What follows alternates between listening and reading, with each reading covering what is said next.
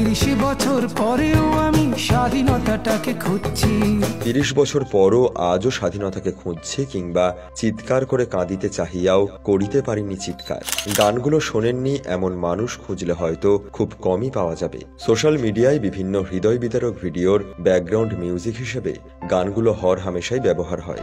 জীবনমুখী এই গানগুলোর শিল্পী হায়দার হোসেন। তিনি একাধারে কণ্ঠশিল্পী, গীতিকার, সুরকার, গিটার বাদক এবং কিবোর্ড বাদক। তিনি সমাজ, মানবতা ও দেশের প্রয়োজনীয় ও গুরুত্বপূর্ণ বিষয়গুলো নিয়ে গান করে আলাদাভাবে পরিচিতি পেয়েছেন। তার গানে বাঙালি খুঁজে পায় প্রতিবাদের ভাষা, বেঁচে থাকার অনুপ্রেরণা। হায়দার হোসেন অন্তরে এবং বাইরে এক অভিন্ন মানুষ। কোনো মুখোশ পরেন না। তিনি যা বিশ্বাস করেন দ্বার্থহীনভাবে তাই বলেন। প্রতিবাদী গান গাইতে গিয়ে তাকে সমাজের উচ্চ শ্রেণীর মানুষদের কাছ থেকে নানা কথাও শুনতে হয়েছে, কিন্তু এতে তিনি আদর্শচ্যুত হননি। 30 বছর পরেও আমি স্বাধীনতাটাকে খুঁজছি গানটির জন্য তাকে কম বিতর্কের মুখেও পড়তে হয়নি।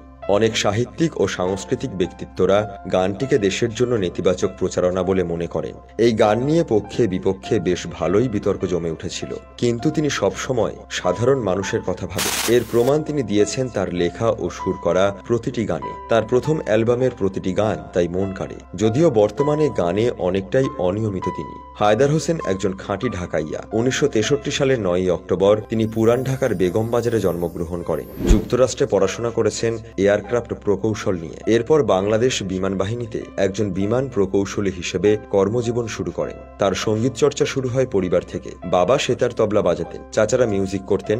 সেই সূত্রে হায়দারও সঙ্গীতের সাথে জড়িয়ে পড়েন। তার সঙ্গীত পেশার সঙ্গে যুক্ততা 1979 সাল থেকে। সঙ্গীত জগতে তার প্রথম পর্ব কেটেছে বিভিন্ন বাংলা চলচ্চিত্রে পেশাদার প্লেব্যাক মিউজিশিয়ান হিসেবে কাজ করার মাধ্যমে।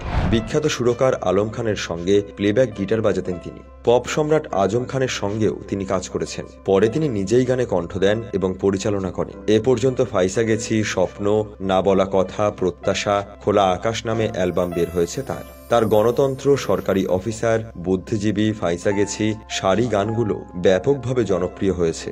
জীবনমুখী গানের জন্য পরিচিতি পেলেও তরুণ বয়সে রোমান্টিক গান করতেন হায়দার হোসেন, কিন্তু নিজের একান্ত ভাবনা, বিশ্বাস বোধ থেকেই দেশ নিয়ে, মুক্তিযুদ্ধ নিয়েও গান করা শুরু করেন।